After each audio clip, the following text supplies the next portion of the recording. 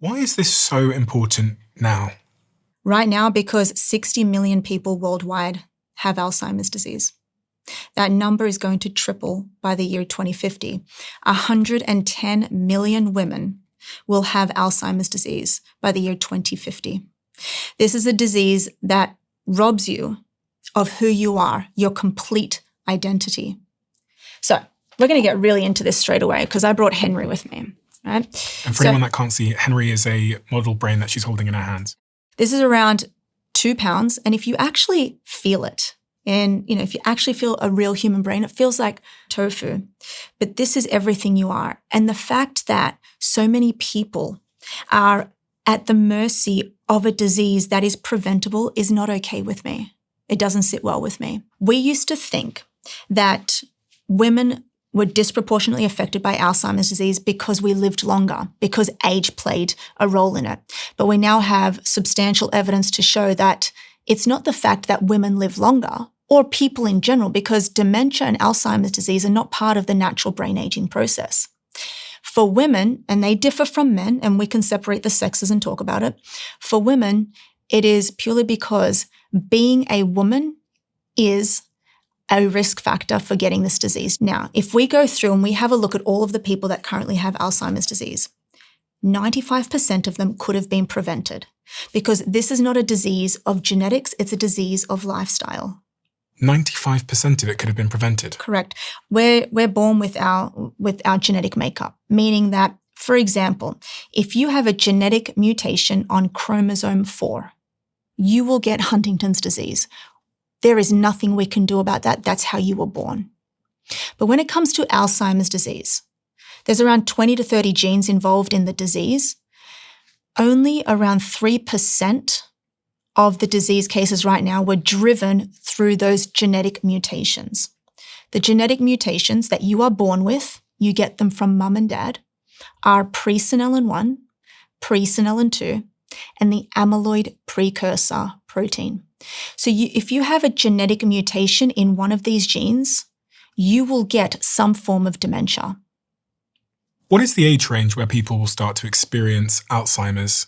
Let's just actually take a broad overview of what Alzheimer's disease is, okay? So you've probably heard of dementia. Yeah. So dementia is the umbrella term. So Alzheimer's disease sits under the umbrella. It's a form of dementia. There's frontotemporal dementia, which is what Bruce Willis has. There's dementia with Lewy bodies.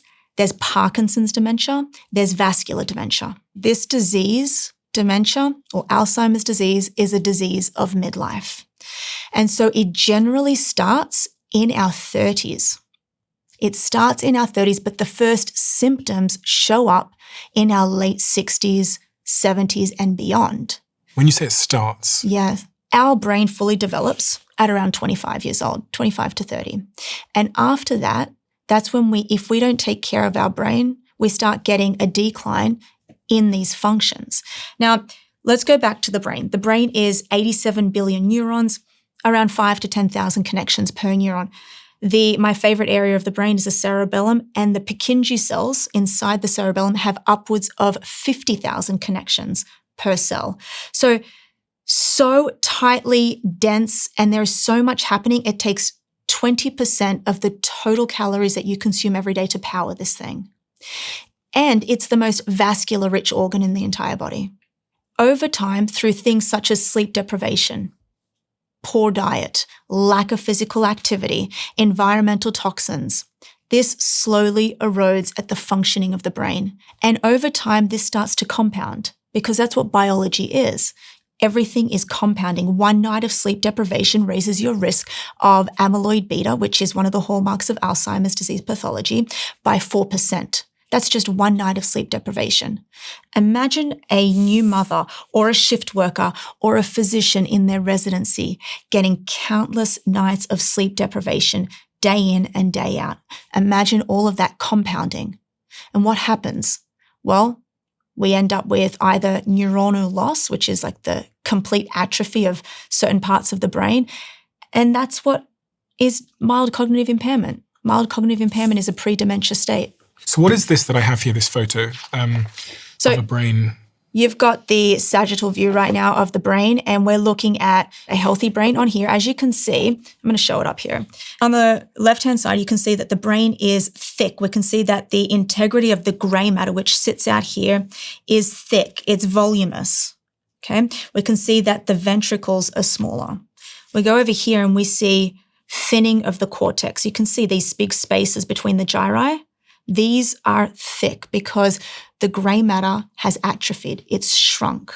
You can see that the space between the cortex itself and the skull, there's a bigger space. You can see these ventricles here, these butterfly-shaped ventricles. This is thicker.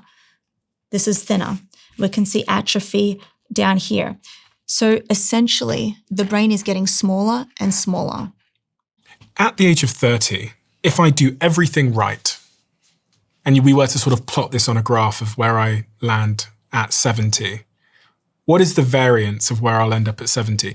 My brain is quite important to me. And I do worry. I think, I think I worry in part because I sit and interview a lot of people at a lot of different ages.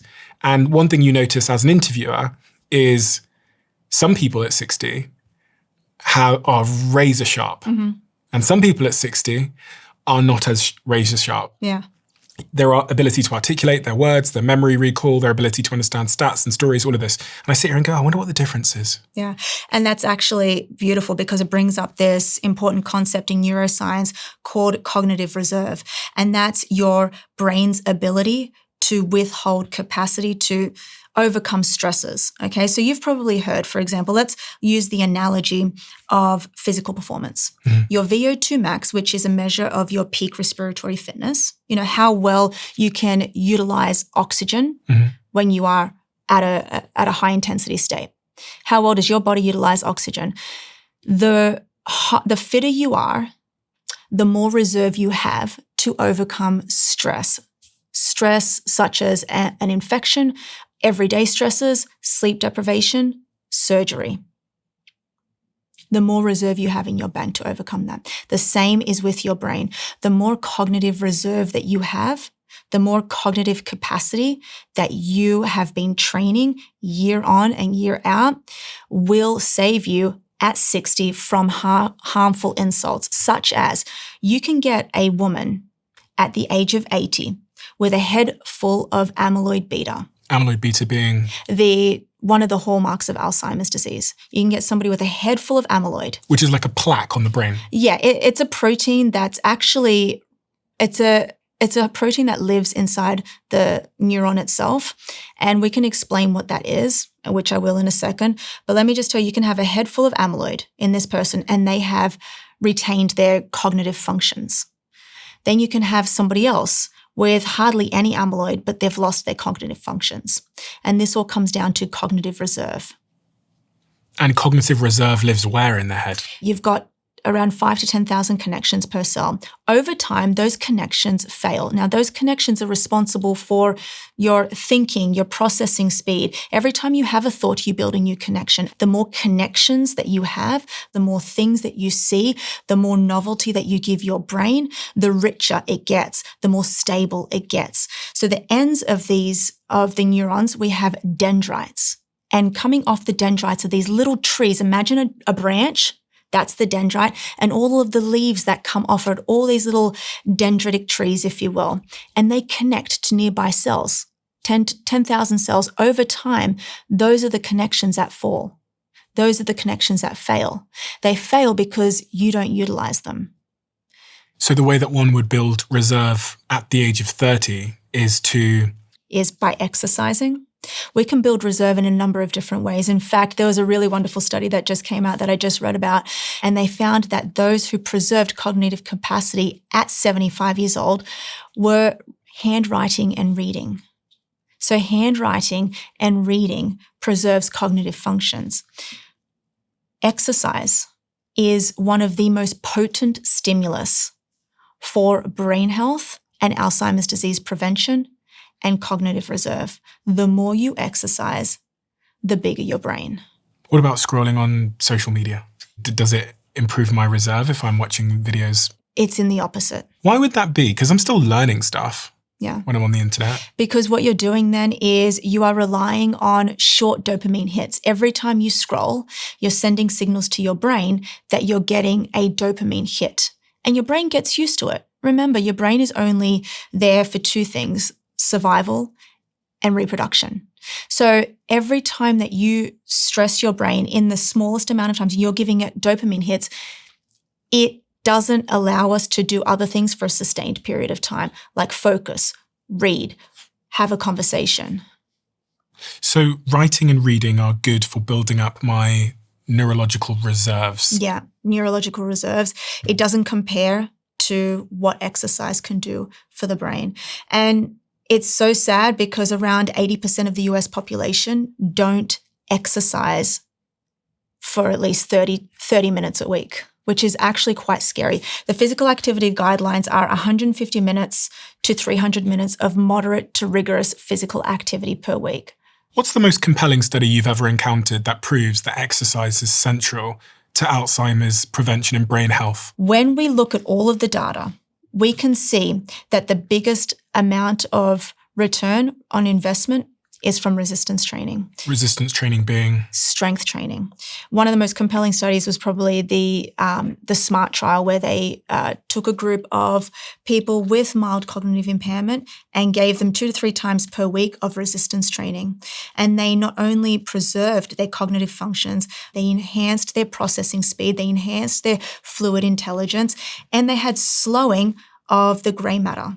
The grey matter? Yeah. So your brain consists of both grey and white matter. So grey matter are the cell bodies that lives on the outer portions of your brain. And the white matter is deep within the brain. And that's where all of our myelinated neurons live. And over time, we see that we can have little lesions in the white matter of the brain. So a lot of the times people will ask me, Stephen, I'm scared. My mother had Alzheimer's disease. I'm scared I'm going to get it. And we were talking about genetics before. And there's another genetic risk factor that we didn't talk about. The ApoE4 gene is one of the strongest risk factors of getting Alzheimer's disease, but it is not a foregone conclusion that you're going to get it. So Chris Hemsworth was tested and he has 2 copies of this gene. So you get 2 copies, one from mum, one from dad. It's the apolipoprotein E gene. And it comes in 3 main variants. So you've got ApoE2, ApoE3, and ApoE4. So I'm a 3-3 carrier. I've been tested. And that's the general population. They're 3-3. So it doesn't raise my risk of getting the disease, but it also doesn't protect me. If you've got a copy of the ApoE2 gene, it protects you against the disease. But when you have a copy of the ApoE4 gene, it raises your risk by 2 to 3 times. If you have 2 copies of the gene, it raises your risk by 10 times if you are a male. Here's the devastating thing.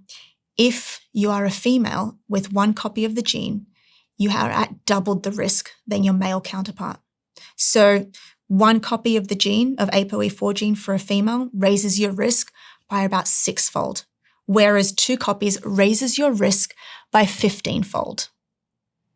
And how would one go and get checked? You can get the ApoE4 gene checked out with your doctor. It's a simple blood test. On this point of resistance training, I've heard you talk about how the legs are so important. Yeah. Having strong legs. Having strong legs is by far the most important tool in your toolbox for the prevention of Alzheimer's disease. And this was made certain to me when I read a study done on identical twins, exact same genetic profile. And they tracked them and they did cognitive tests and MRIs. And they tracked them over a 10-year period. And what they found was that the twin who possessed the greatest strength and the most leg power had a bigger brain, larger grey matter volume. They preserved their cognitive functions. They did better on different cognitive tests. Why is resistance training increasing the size of my brain? Resistance training does so much for your brain. The first thing is we have to think about the journey that we're going on, right? So when you look at all of the studies, I want to make it really clear, all of the studies show that in order to produce the neural effects of resistance training, you need to be lifting at around 80% of your 1 repetition max. So 80% of 1 RM. So that's quite heavy.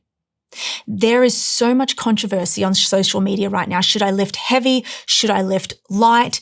And when it comes to hypertrophy alone, so increase in muscle mass, muscle cell size, you can get there.